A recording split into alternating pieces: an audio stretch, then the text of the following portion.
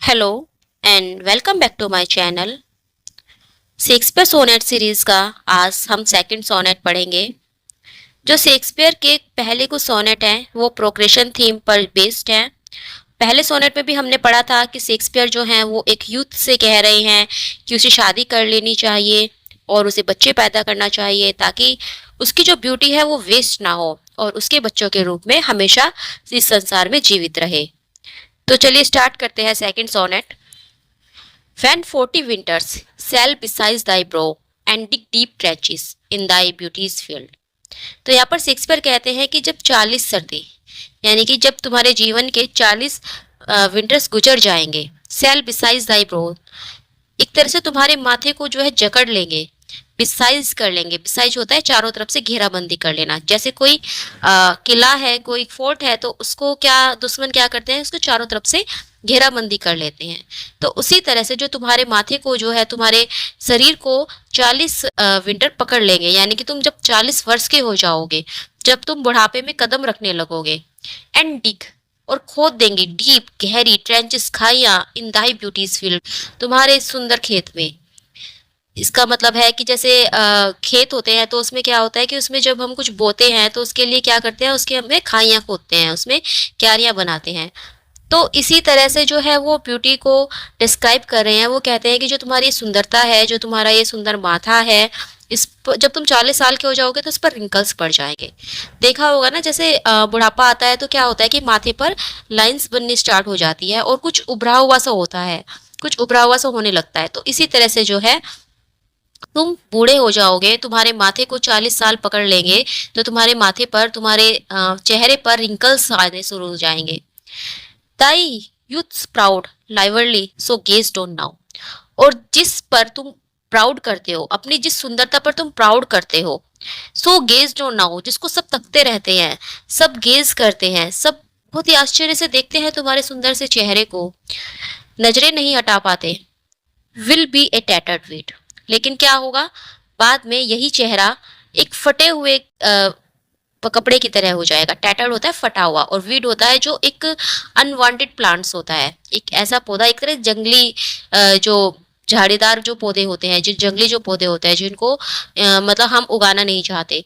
तो तुम्हारी जो ब्यूटी है, तुम्हारा जो फेस है, तुम्हारी जो बॉडी है, बिल्कुल उसी की तरह हो जाएगी। ऑफ स्मॉल वर्थ हेल्ड, जिसकी कोई भी वर्थ नहीं होगी, कोई भी मूल्य नहीं होगा।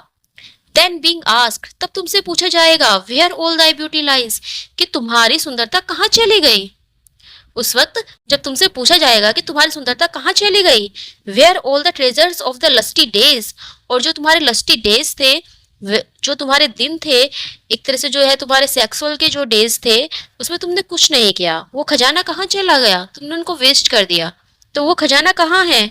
टू से विद इन, तो तुम क्या कहोगे, क्या कहोगे, विद इन दाइन ओन डीप संकन आईज, कि मैं तो अपनी इन गहरी आंखों में ही डूबा रहा, मैं तो अपने जो है सुंदरता को देखकर ही प्रश्न होता रहा, मैं अपने आप पर घमंड करता रहा, लेकिन मैंने उस टाइम को वेस्ट कर दिया। वर एन ऑल ईटिंग सेम, क्या ये तुम्हारे लिए शर्म की बात नहीं होगी।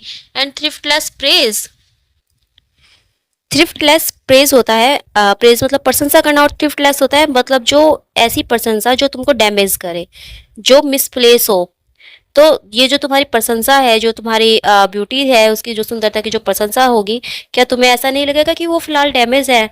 जो तुम अपनी ब्यूटी की प्रशंसा करोगे कि हाँ मैं इतना सुंदर था, लेकिन वो सब तो बिल्कुल मिसप्लेस हो गई है, अब उनका कोई मायने नहीं रखते, अब वो कोई मायने नहीं रखती। How much more praise deserve thy beauties use, if thou couldst answer this fair child of mine, how much more praise, तो तुम्हें कितनी प्रशंसा मिलेगी, डिजर्व डिजर्व करेगी दाई ब्यूटीज, तुम्हारी जो सुंदरता है, यूज, अगर तुम उसका यूज करोगे, अगर तुम अपनी सुंदरता को यूज करोगे, तो जो तुम्हारी प्रशंसा है वो और ज्यादा बढ़ जाएगी, और वो डिजर्व भी करेगी, तुम उसके योग्य भी होंगे। इफ thou couldst answer, अगर तुम ये आंसर दे पाओ, this fair child of mine, कि मेरी सुंदरता मेरे इस प्यारे से बच्चे में चली गई है। इसका मतलब ये है कि विलियम शेक्सपियर ये बोल रहे हैं कि अगर तुम शादी करोगे, रिप्रोड्यूस करोगे, तुम्हारा कोई बच्चा होगा, और फिर तुमसे कोई आकर पूछे कि अरे तुम तो बूढ़े हो गए हो, तुम्हारी सुंदरता कहाँ चली गई, तो तुम क्या कहोगे कि देखो ये है ना मेरा बच्चा, इसके अंदर मेरी सुंदरता है। तो उस वक्त तुमको गर्व भी महसूस होगा, और तुम्हारी जो प्रशंसा होगी अपनी यूथ की, अपनी ब्यूटी की, वो भी जो है जाया नहीं जाएगी, वो भी उसका भी जो है एक तरह से यूज होगा। लेकिन अगर तुम्हारा कोई बच्चा ही नहीं होगा तो तुम क्या कहोगे, कहाँ चली गई तुम्हारी सुंदरता? फिर तो तुम कुछ भी नहीं कह पाओगे, और ये तुम्हारे लिए बहुत ही शर्म की बात होगी अगर तुम ये कहोगे कि उन दिनों तो मैंने अपना टाइम वेस्ट कर दिया, मैं अपनी ही आंखों में डूबा रहा, अपने आप में ही डूबा रहा, मैंने कुछ भी नहीं किया। Shall sum my count and make my old excuse. Shall sum my count and make my old excuse. तो तुम्हारे पास जो है अपने बूढ़े होने का एक बहाना भी होगा। तुम बूढ़े हो जाओगे लेकिन तुम्हारे पास बहाना होगा कि देखो मेरा बच्चा है ना, और ये shall sum my count, ये बढ़ाएगा मेरी सुंदरता को। Proving his beauty by succession thine. Proving his beauty, वो अपनी सुंदरता को प्रूव करेगा, तुम्हारा बच्चा, बाय सक्सेस इन दाइन, तुम्हारी सुंदरता को सक्सेस करके। यानी कि एक के बाद जब दूसरा, जैसे राजा होते हैं, राजा एक के बाद दूसरा राजा सिंहासन पर बैठता है, तो इसी तरह से जो तुम्हारी सुंदरता है उसको तुम्हारा बेटा ले लेगा, तो तुम्हारे बाद जो है तुम्हारा बेटा सुंदर कहलाएगा, और वो अपनी उस ब्यूटी को प्रूव भी कर पाएगा। This were to be new made when thou art old, and seen thy blood warm when thou feelest it cold. This were to be new made when thou art old. जब तुम बूढ़े हो जाओगे तो जो तुम्हारा बच्चा है तुम उसमें अपना नया जीवन देख पाओगे, तुम उसमें अपनी यूथ को देख पाओगे, अपनी जवानी को देख पाओगे।